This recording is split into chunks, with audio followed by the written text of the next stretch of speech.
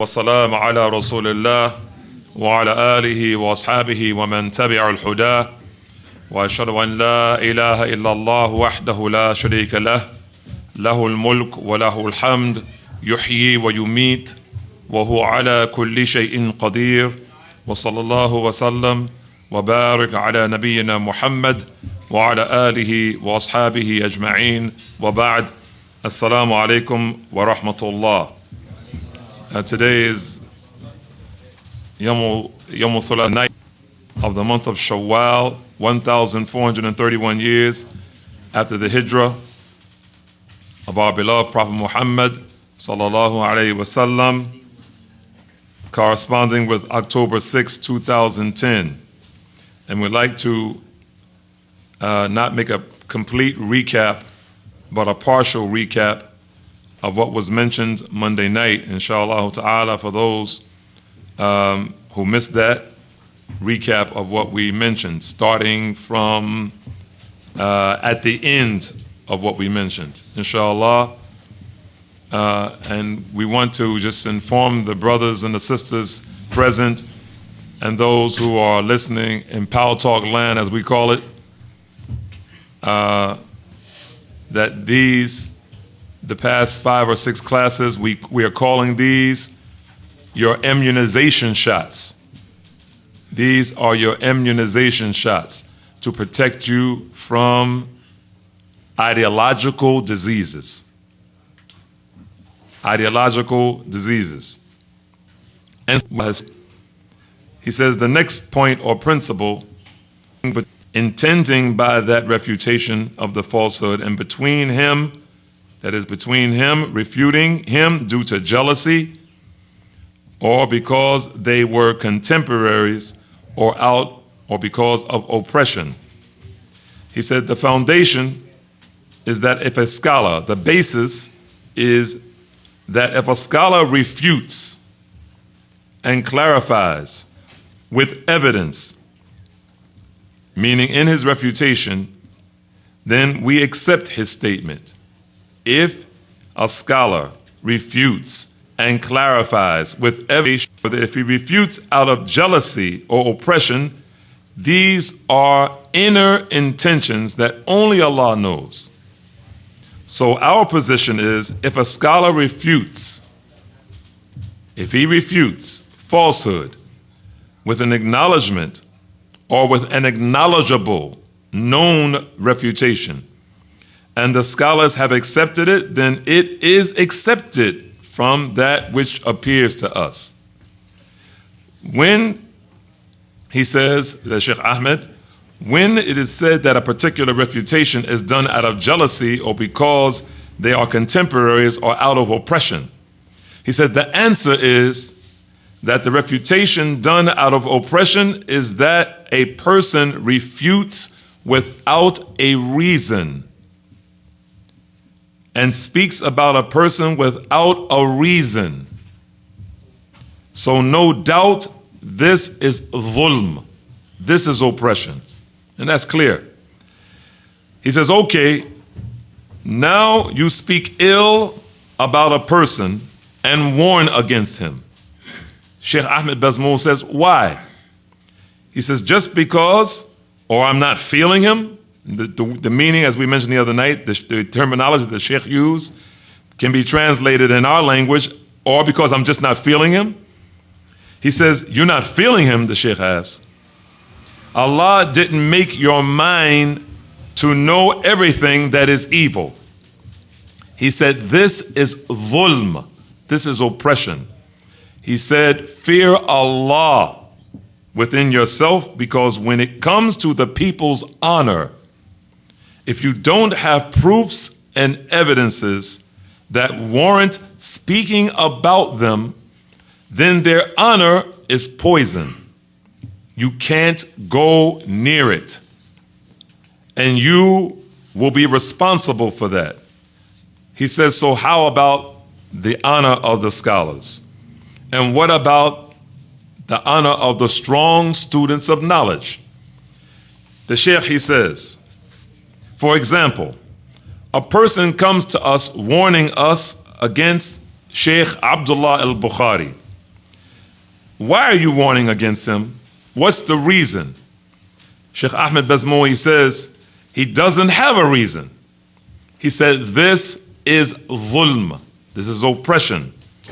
Sheikh Bukhari is so well known, and the praise of the scholars for him is also well known. His books, his lectures and classes, and his da'wah to the true Salafi manhaj is clear. We don't know that he has any oppositions to the truth, so speaking ill of him is dhulm. It is oppression. And some people warn from the Salafis like this. Some people warn against the Salafis like this.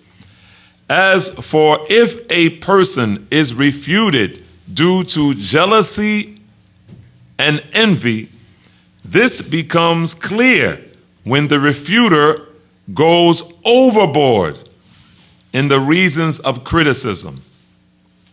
In reality, there is no criticism. However, a person is just merely talking.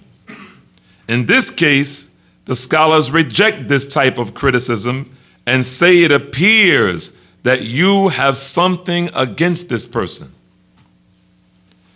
Sheikh Ahmed, he continues. He says, notice that they clarified that he fell into envy or oppression with proof.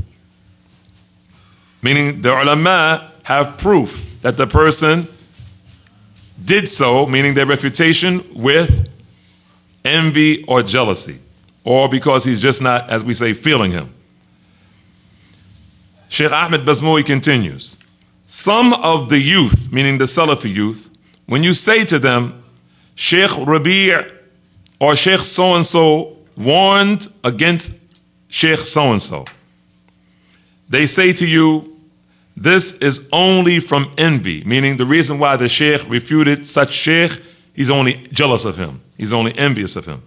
Without the youth, without even hearing what was said and what the proofs were, and they didn't even hear the Sheikh's words. Sheikh Bazmoul says this is an error. He says, first of all, if you are from the common people, what is upon you is to return to the major scholars. And if you are a student of knowledge, it is upon you to ask for the proofs and not to reject from the beginning. The Sheikh says, is that clear? So I'm saying, is that clear? No. We'd like to stop there. Why is the Sheikh saying, first of all, if you're from the common people, what is upon you is to return to the major scholars.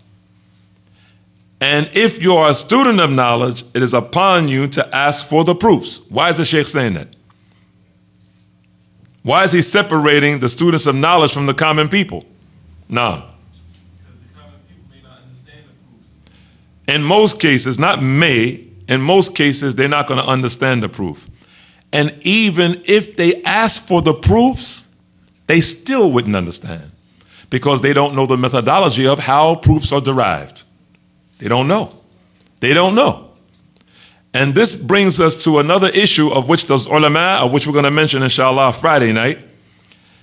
This brings us to the point of the difference between ijtihadat and istihsanat and a hukm. That is, we have ulama that use their ijtihad, their independent reasoning.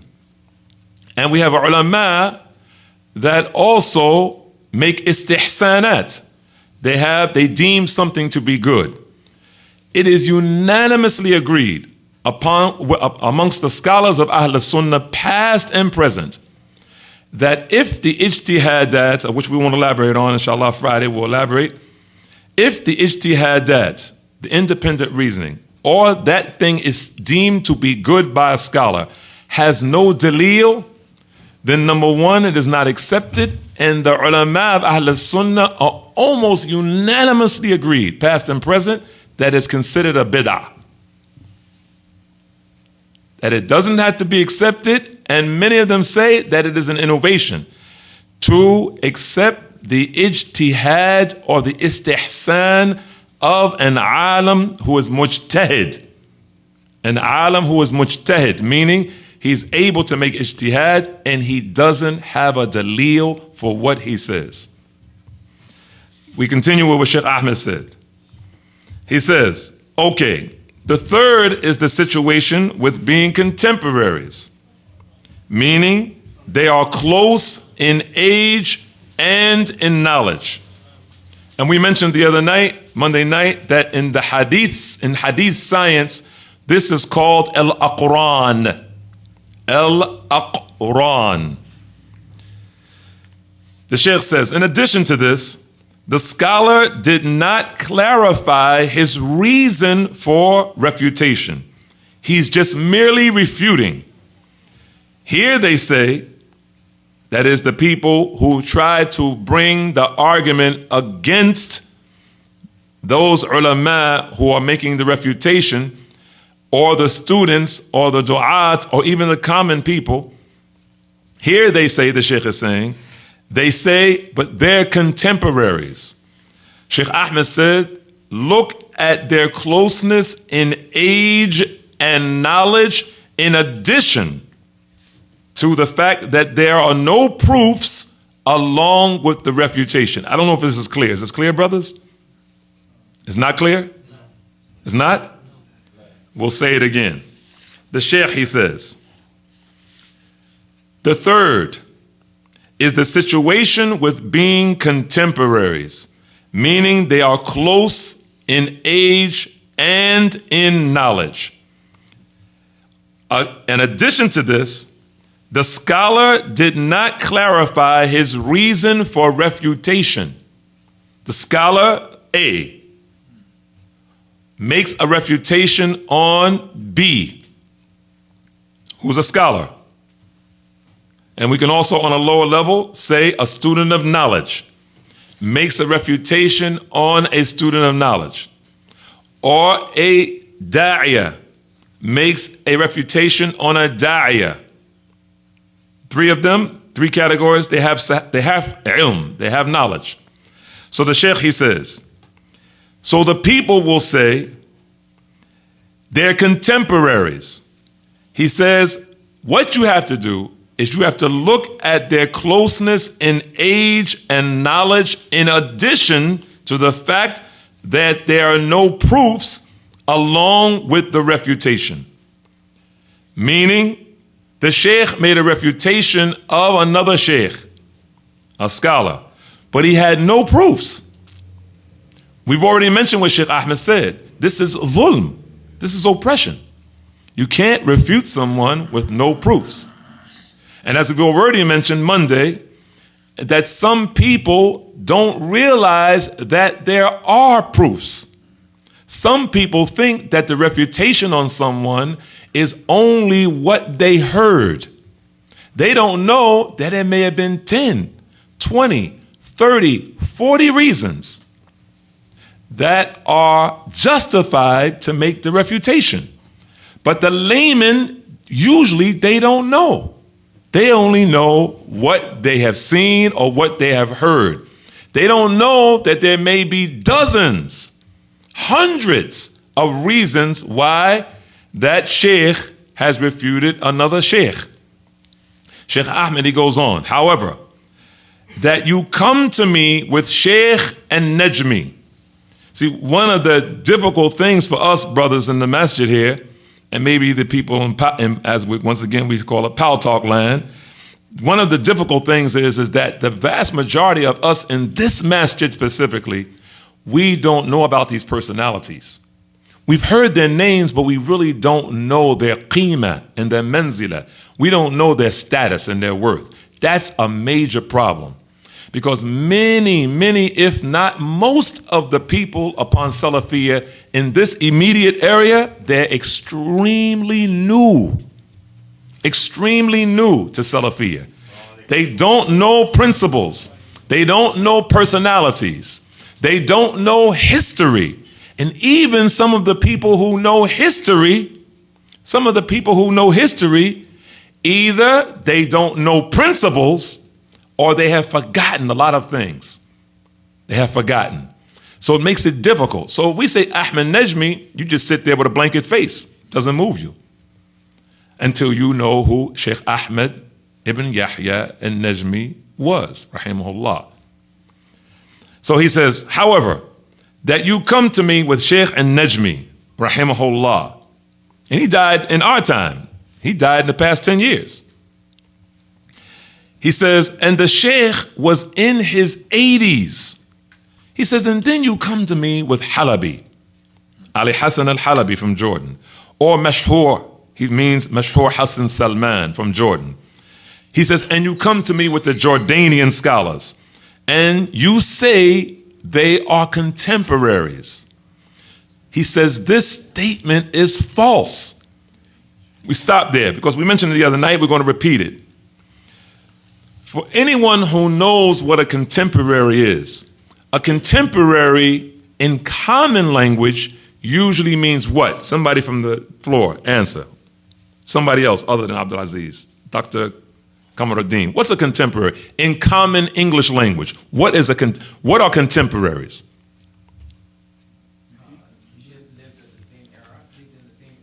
They live in the same era. Basically, that's it. Basically, that's it. If they live in the same time period, and it could be within the same 100 years. It could be same time period or same 100 years. Like, for instance, a contemporary of Imam al-Bukhari was another scholar of hadith, like who? Anybody name anyone? Who? Imam Muslim. They were contemporaries because they lived in the same time period. Okay, so from the common definition of contemporaries, Ali Hassan al-Halabi, who hasn't even reached 50, he hasn't even reached 50 years of age, is a contemporary of Sheikh Ahmed al-Najmi, even though Sheikh Ahmed al-Najmi is dead. In the common language and meaning of the word contemporary, they are contemporaries. It's a fact. Mashhur Hassan Salman is also a contemporary. Salim al-Hilali is also a contemporary of Sheikh bin Baz, of Sheikh al-Albani. They're contemporaries in the common understanding and definition of contemporary. Sheikh Ahmed continues. He says, so you come to me with Ahmed al-Najmi, and then you come to me with al-Halabi or Mashhur and the Jordanian scholars, and you say they are peers or contemporaries. He said, this is false. He rejects the truth, meaning that person who's doing this, and he doesn't want the truth. Where does being contemporaries come into play with these two individuals? Meaning Sheikh Ahmed al-Najmi and al-Halabi, or Sheikh Ahmed al-Najmi and Mashhur Hassan Salman, or Sheikh Ahmed al-Najmi and Muhammad Musa al-Nasr, or Sheikh Ahmed al-Najmi and Salim al-Hilali. And we can go on. Hussein al-Awaisha, because they're all from the Jordanians. He says, now he's explaining to us the Islamic definition of al-Aqran. He says, when we talk about contemporaries, this is that which occurs between those who are close in age and knowledge. He says, is this clear? Okay, he says, if a major scholar refutes a small student wrongfully, what is this called? Is this called the refutation that occurs between contemporaries? He said, no, this is called oppression. This is oppression. We'll read it again for those who didn't catch it.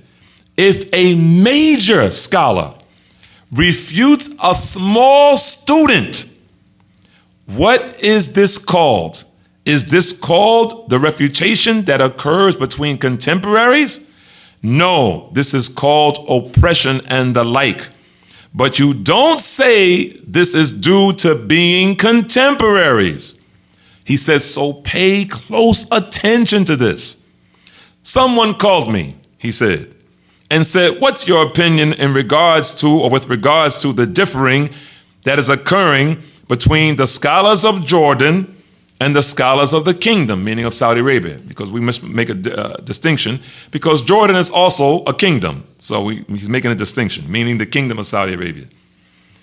I said to him, brother, you should fear Allah. He said, the scholars of Jordan aren't described as being scholars. However, they are only described as being students of knowledge. As for the scholars of the kingdom, like from the likes of Sheikh Rabi' and Sheikh Al-Najmi and Sheikh Zayd, he means Zayd ibn Hadi al-Madkhali, and other than them, they are described as scholars due to their age, knowledge, and them being firmly grounded in it. As for you to come with students of knowledge and say that they are scholars and compare them and the senior scholars, this is dhulm, oppression. I like to stop there again. What is the linguistic meaning, brothers? And you've learned it already. You may have forgotten, but if anybody remembers, inshallah, answer. What is the linguistic meaning of dhulm? Anybody? To put something in other than its place. To exceed the boundaries of something where it belongs and to put it in a place that it doesn't belong. That it doesn't belong. That's why the ulama, they say, وَضُعُ الْإِحْسَانِ فِي غَيْرِ مَوْضِعِهِ ظُلْمٌ. Kindness in other than its place is oppression. Kindness in other than its place is oppression. Meaning, the asl of the relationship between Muslims is that you're kind, you're gentle, etc.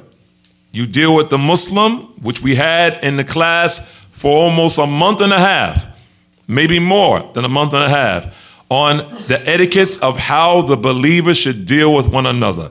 That the asl, the foundation, is rifq, lean, lutf. It is gentleness. It is kindness. It is softness. But there comes a time where you have to be rough. You have to be harsh. You have to be tough. You have to be stern. You can't smile. All of this is from the Sunnah. It's found in the Quran and the authentic Sunnah. So a person that needs to be treated roughly from amongst the Muslims and harshly from amongst the Muslims and sternly from amongst the Muslims and not smiled at from amongst the Muslims, whoever does that when they don't deserve it, then that is oppression, because you're placing kindness in a place that it doesn't belong. Sheikh Ahmed, he says, as for you to come with the students of knowledge and say that they are scholars and compare between them and the senior scholars, this is oppression. Let alone that these individuals fell into matters that oppose the Salafi minhaj. Let alone that these individuals fell into matters that oppose the Salafi minhaj. Even if they were major scholars, they are not considered in front of these scholars to be scholars. So you have to be aware of this. The Sheikh, he says, the next principle is that the scholars are of different levels. This is also something, brothers, that needs to be known, that probably many of us have forgotten or are not aware of. That, like everything that Allah has created, it has different levels. Has different levels. Allah has raised prophets above other prophets and messengers above other messengers. Nothing has the same level as the other thing of its same type. So the Sheikh, he says, the scholars are of different levels. There are different ranks and degrees. He says, what does this principle mean? From the scholars are those who are exclusively, this has to be understood. Pay close attention, brothers. Please pay close attention. From amongst the scholars are those who are exclusively occupied with fiqh and hadith, included with the fact that they are Salafi. Is that clear, brothers? That's simple, right? It's clear. And from amongst the scholars are those who are exclusively occupied with refuting the people of innovations and desires. Is that clear? And from amongst the scholars are those who busy themselves with the Arabic language and laws of inheritance and other things. So it is incumbent that you know the scholars and their levels. Is it clear, brothers? And I think some of us, probably the vast minority of us, have heard about some of those scholars who their primary function is in the area, or takhassus, as we call it, specialization is in fiqh. There are some scholars in general, scholars of Islam in general, if you call them for a fiqh issue, in general, they're going to be able to answer it. If you call them in general for a hadith question, the science of hadith, in general, they're going to be able to answer it. They're going to be able to answer it. But there's some finer details with regards to the person who is a mutakhassis, a specialist in a specialized field, that it would behoove you to not go to the other scholar.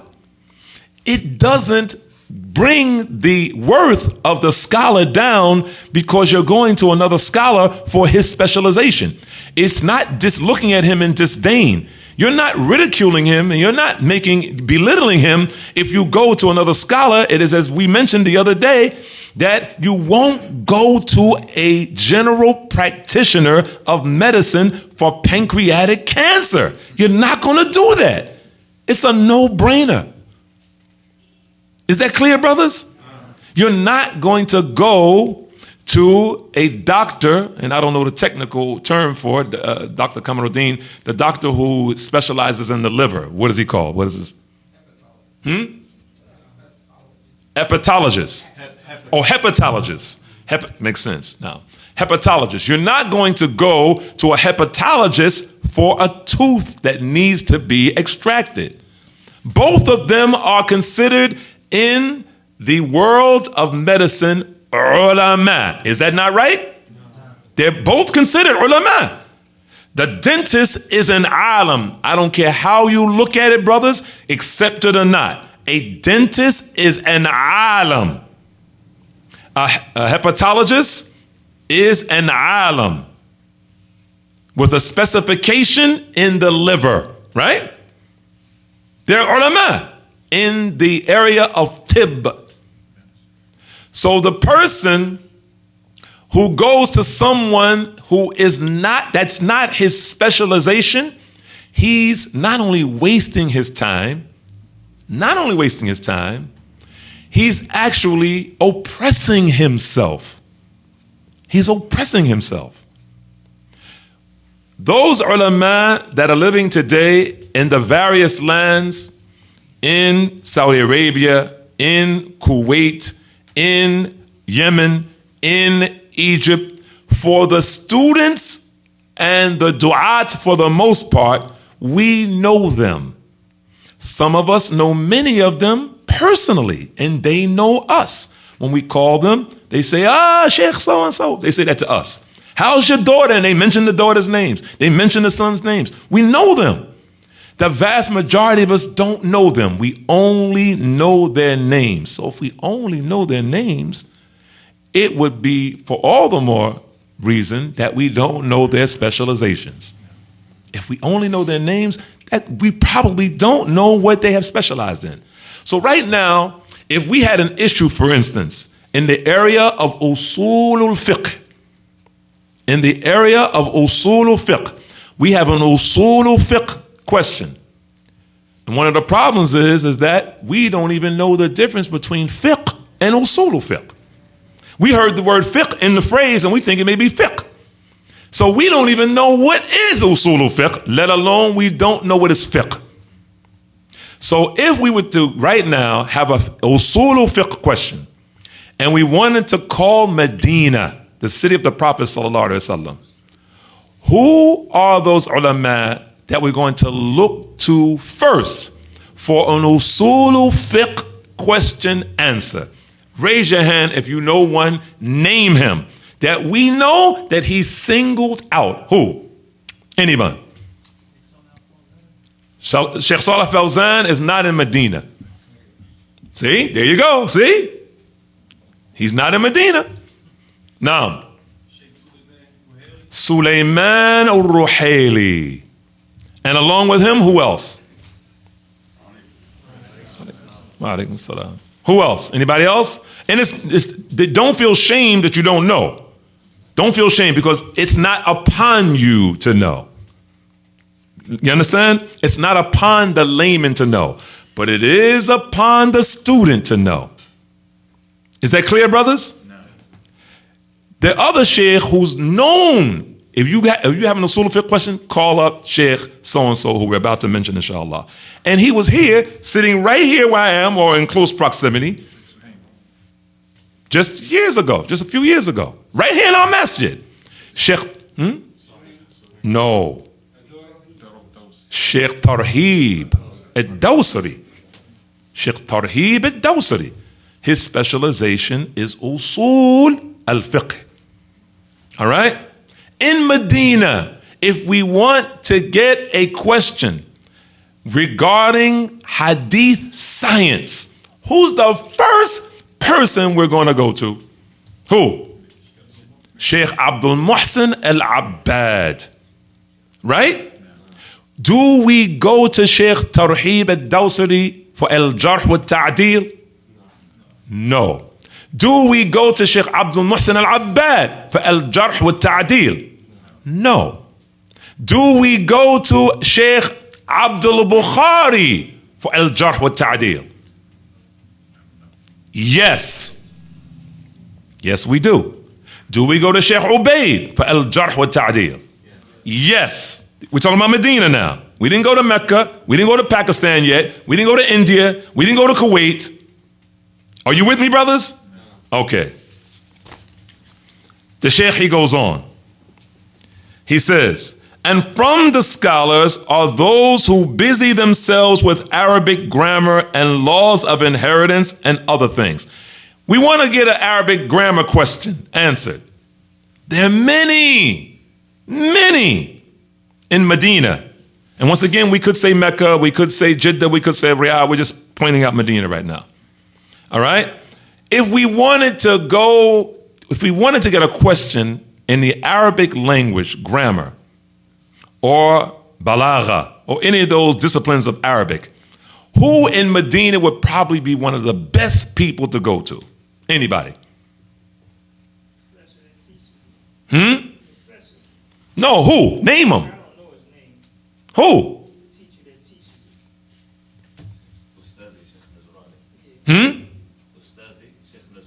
Sheikh Ali Najrani.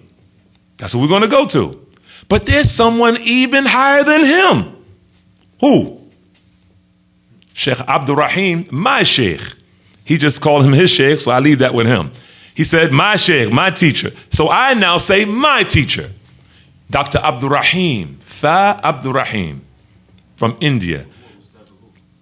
Naam, the one who wrote the Medina books. And Dr. Abdul Rahim is the teacher of that Sheikh that he just mentioned. And he's Indian. Arabic is not even his language. He's considered a proof for the Arabic language living today. Sheikh Abdul Rahim from India. Fa Abdul Rahim. Hafethahullah. Sheikh Ahmed, he goes on. He says, so it is incumbent that you know the scholars and their levels. What do we benefit from this?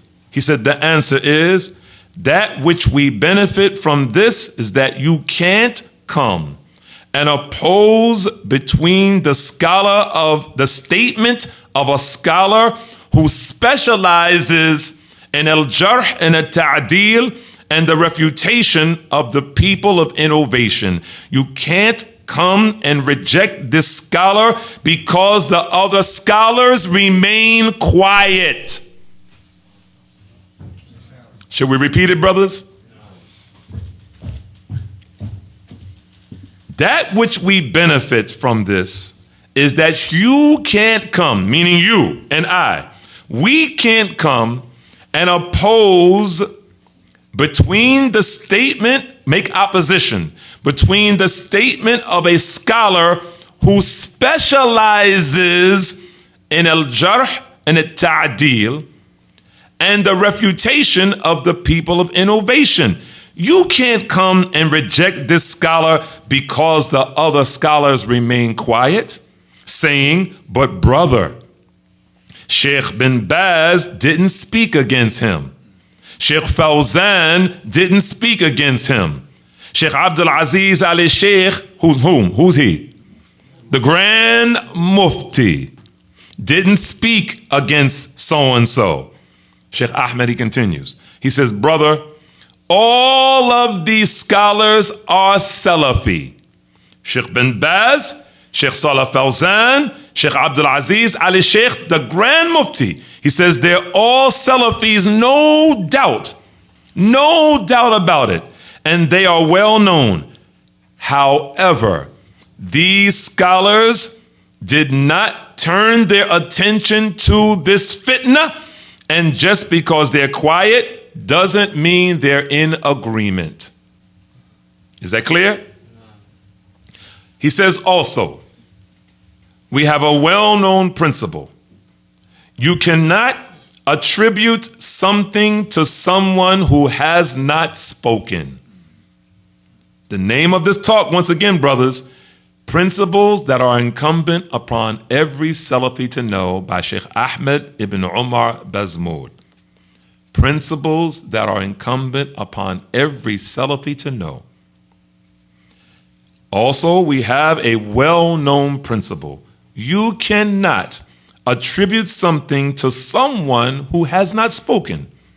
And another principle is that fardul kifaya is something which, if some people undertake the matter, the sin falls off the rest of the people. So the scholars who have refuted the people of falsehood have sufficed the other scholars from doing so. Is that clear, brothers? And this is based on another principle, and the Salafis should remember it, which is that if one scholar clarifies the mistakes of an individual, this is sufficient. If one scholar clarifies the mistakes of an individual, this is enough. It is not a condition that 2, 3, or all the scholars refute.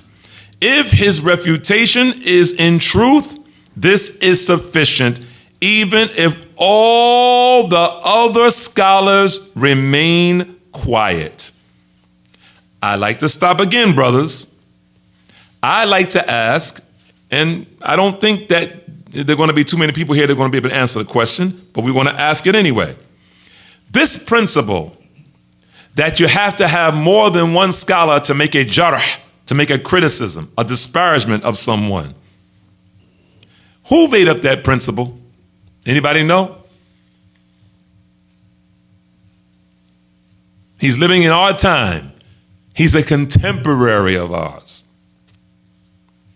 Anybody know who made up that principle? That if a scholar makes a criticism, a jarh, and disparagement of an individual, this person says, not Jaraj, I'm not pointing at Jaraj, I'm pointing at the wall. This person says, no, we have to have 2 or 3 or 4 or 5 more other scholars. Is that person a scholar? This is Abu. No, who is it? Abu Hassan al-Ma'rabi. Abu Hassan al-Ma'rabi and brothers, we see this principle being mentioned and repeated over and over and over again by many of the people who are Salafi. They have fallen into the trap, into the net of Abu Hassan al-Ma'rabi.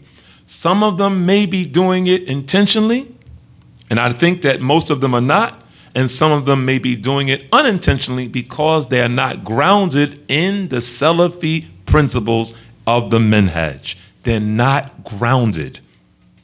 They're not grounded.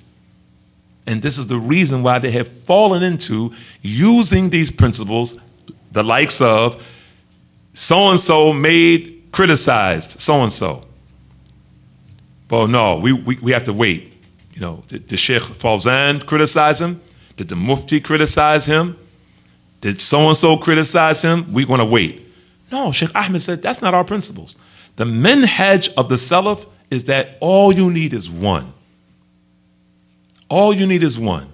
And even if 100 people, Sheikh Rabia said, 100 different scholars made a general praise, and that one scholar made that criticism, then we accept that criticism. We don't need the 100 scholars' praise. We don't need it. So how much more if they were quiet? What is the reason, brothers? There's one main reason why we accept the detailed criticism of a scholar who specializes. Once again, keep that in mind. We're not talking about a general practitioner. We're talking about a specialist in this field. What is the number one reason, brothers, why we accept the criticism of one scholar and we don't accept the general praise of 1,000 on that same person? There's one main reason. Why? He just said because he specializes. Okay, that specializing is after the fact. Now, Because of the details. he's getting closer because of the details. We need an answer. It's real simple. Because of his knowledge. It's because of knowledge. See, because the asl, brothers, the foundation of every Muslim is praise. That's the foundation. The foundation of every Muslim is that you praise him. Right? For his Islam. That's the foundation. Just by saying he's a Muslim, that's a tazkiyah. You understand?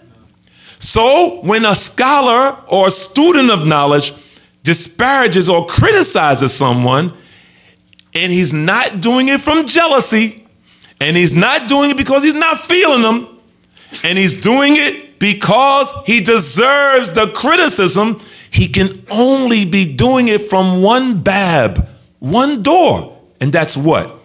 Ilm. That you probably don't know.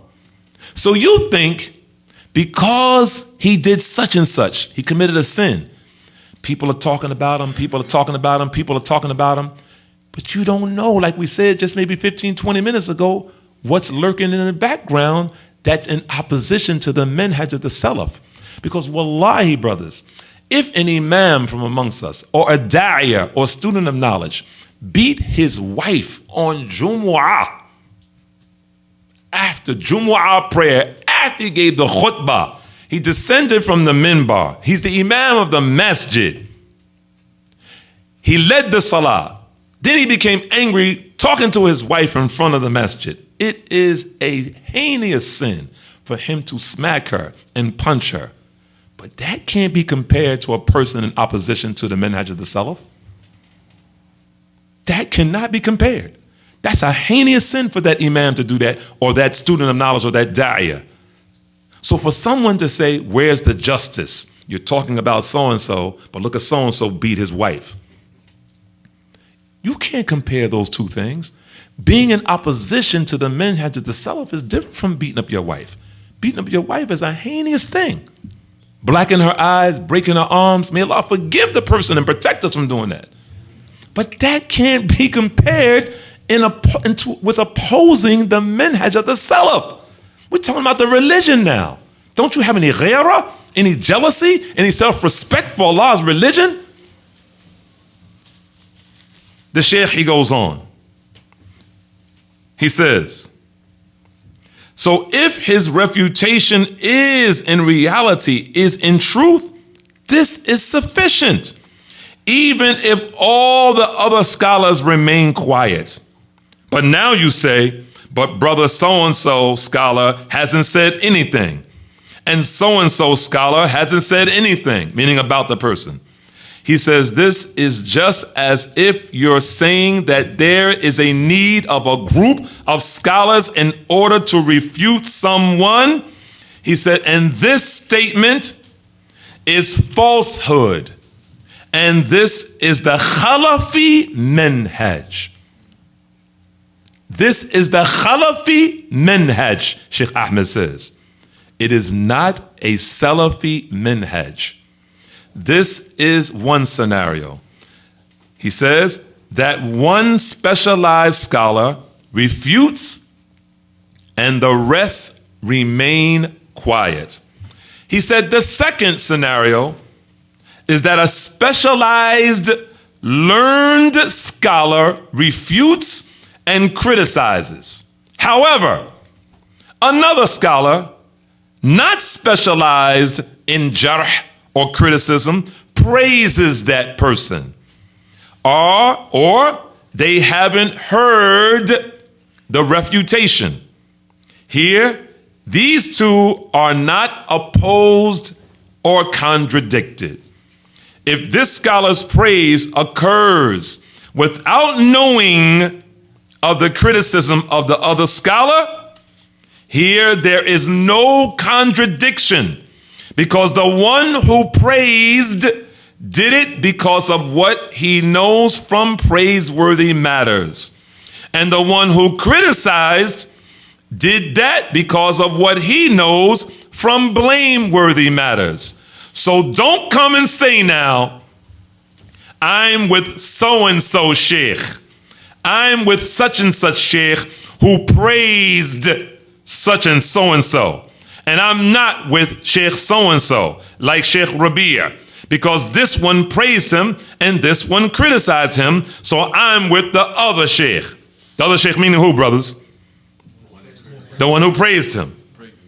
He said, no, it is incumbent, obligatory, that you know the levels of the scholars, because this one is specialized in that field and the other is known amongst the common people who are not students of knowledge. So if a doctor comes with specializations in heart surgery and spoke about a particular cure, and then another doctor, he comes, who's a general practitioner, and spoke about curing the heart through another method, the common people who don't have any knowledge or any salafiyya as far as knowing its principles, what would they say? The speech of the doctor who specializes in that will be given precedence. Matter of factly, the Sheikh says, let's leave the common people. This is the statement of the scholars. They have a principle, and that principle is the one who is specialized in a particular field, his statement is returned to and taken, especially when differing occurs. Is that clear, brothers? Is it clear? The Sheikh says that the scholars say that if a doctor comes who specializes in heart surgery and spoke about curing the heart through one way, and then a general practitioner comes and talks about curing the heart using another way, he said that the common people who don't have any knowledge or any salafiyya as far as knowing its principles, what would they say?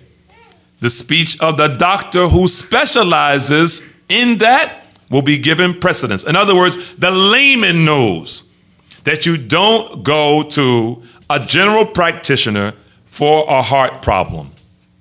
All right? a specialized heart problem. So the Sheikh says, there is a principle, and that principle is the one who is specialized in a particular field, his statement is returned to and taken, especially when differing occurs. Is that clear, brothers? Is it clear? We asked the question again. This is me, not Sheikh Ahmed, because he's already mentioned it. Who is the number one scholar of al-jarh wa ta'dil in our time? Sheikh Rabi'. No one argues with this. So Sheikh Ahmed, he continues. He says, the second scenario is that a specialized learned scholar refutes and criticizes. However, another scholar, not specialized in criticism, praises that person. Or they haven't heard the refutation, meaning of the one who specialized in criticism. Here, these two are not opposed or contradicted. If this scholar's praise occurs without knowing of the criticism of the other scholar, here there is no contradiction, because the one who praised did it because of what he knows from praiseworthy matters. And the one who criticized did that because of what he knows from praiseworthy matters. So now, Sheikh Ahmed said, you can't come to me. Don't come to me and say, I'm with such and such sheikh who praised so-and-so.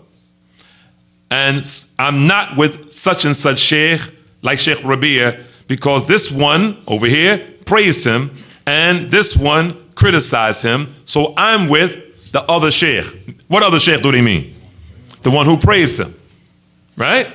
The one who praised him. Do we see this not happening, brothers? Is this rampant?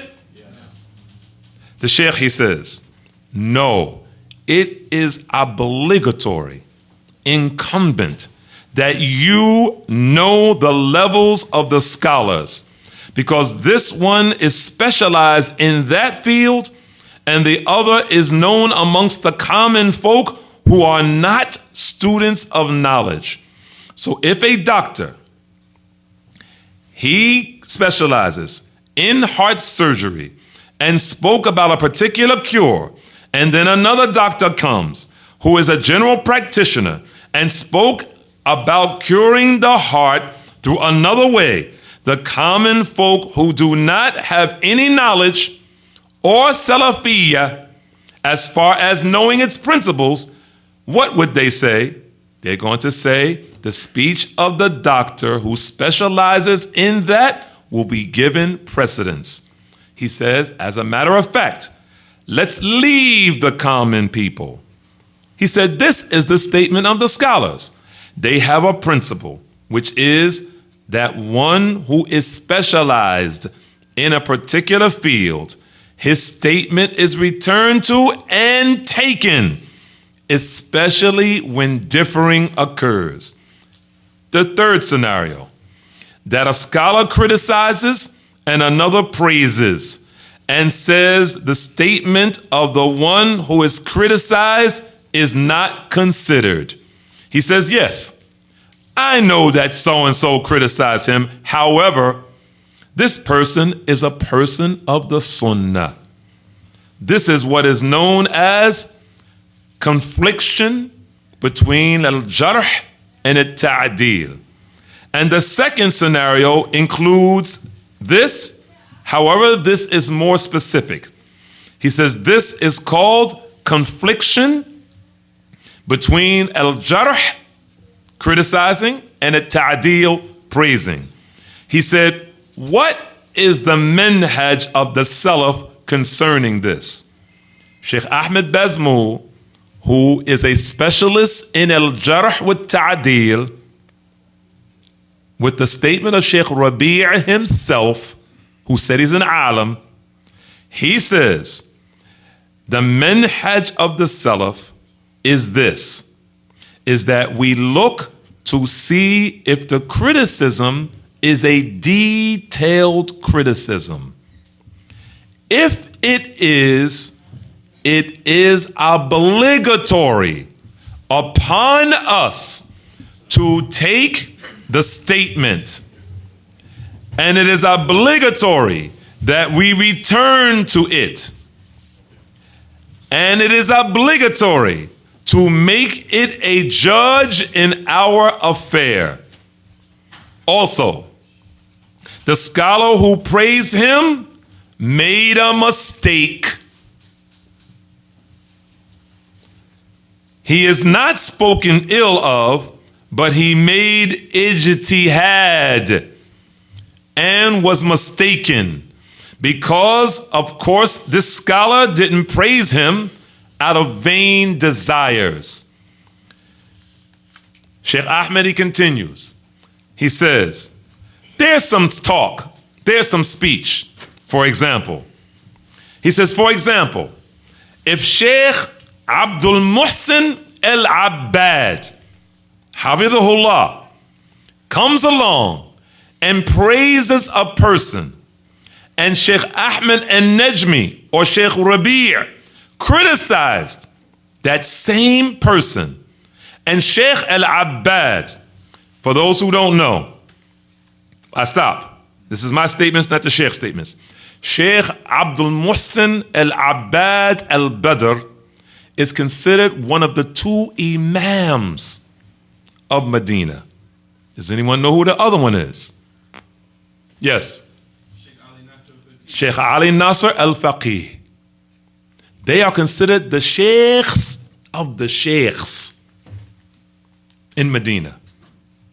Sheikh Abdul Muhsin Al-Abbad is one of the top scholars of hadith walking on the face of the planet Earth. All the ulama testify to this. It's not to say we don't have others who are equal to him. There are some who are equal to him, and there may be some that are higher than him. To this day, we don't know them because he's on another level. But as we mentioned, his specialization is not this field. Even though he knows this field, that's not his specialization with regards to people, books, and groups. That's not his specialization. So the Sheikh says, Ahmed, for example, if Sheikh Abdul Muhsin Al-Abbad came along and praised a person, I know nothing of good of so-and-so. I know nothing of good of so-and-so. I see him in the masjid all the time. I reviewed his books, and his books are jayyid. They're nice.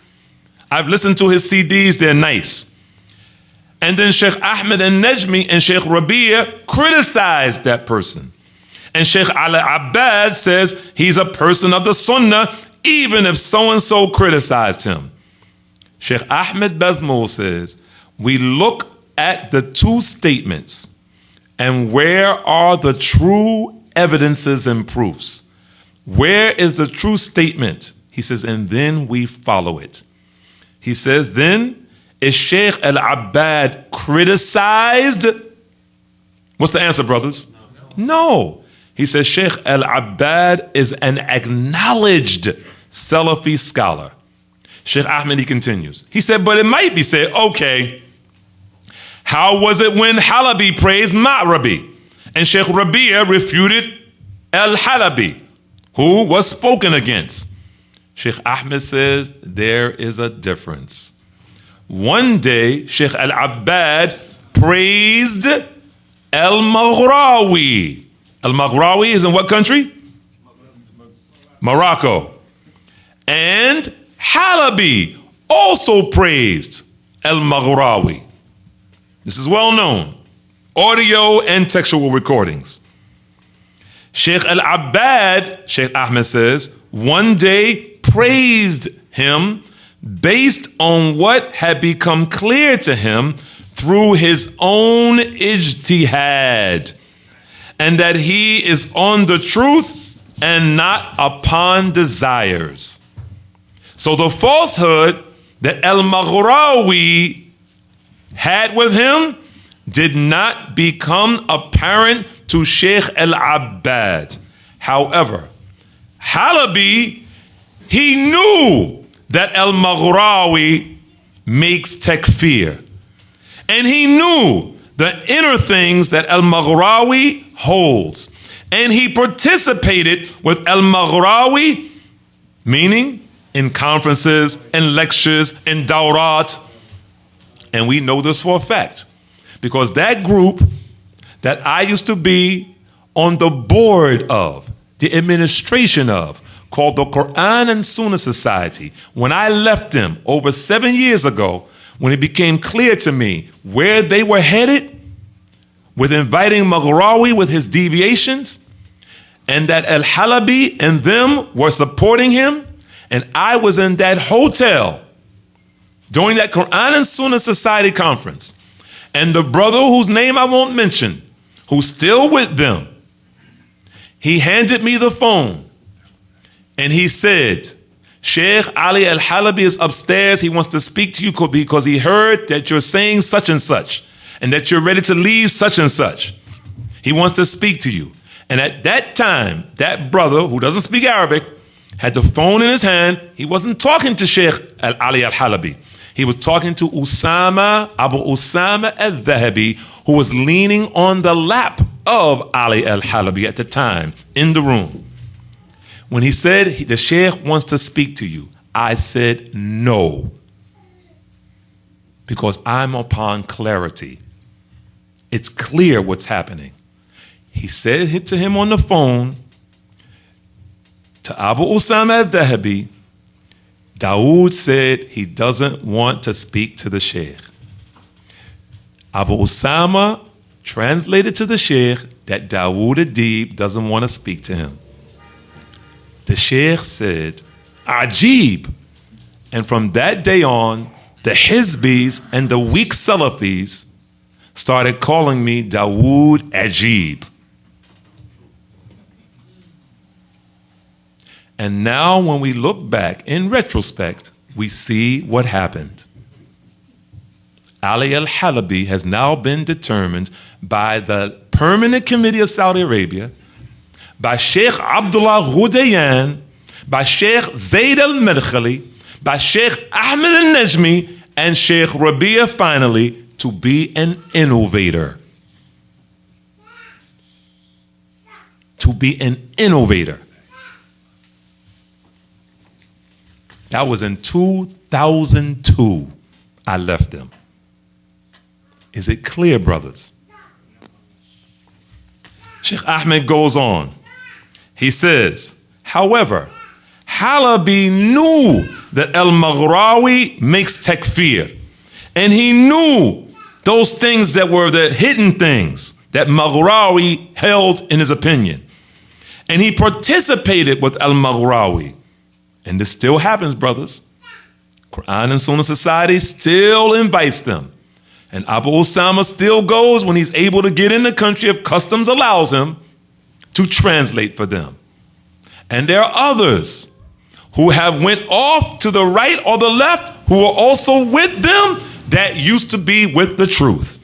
And be careful, I didn't say with us. I said with the truth. Because being with us doesn't mean you're with the truth. الحق لا يعرف بالرجال ولكن الرجال يعرف بالحق.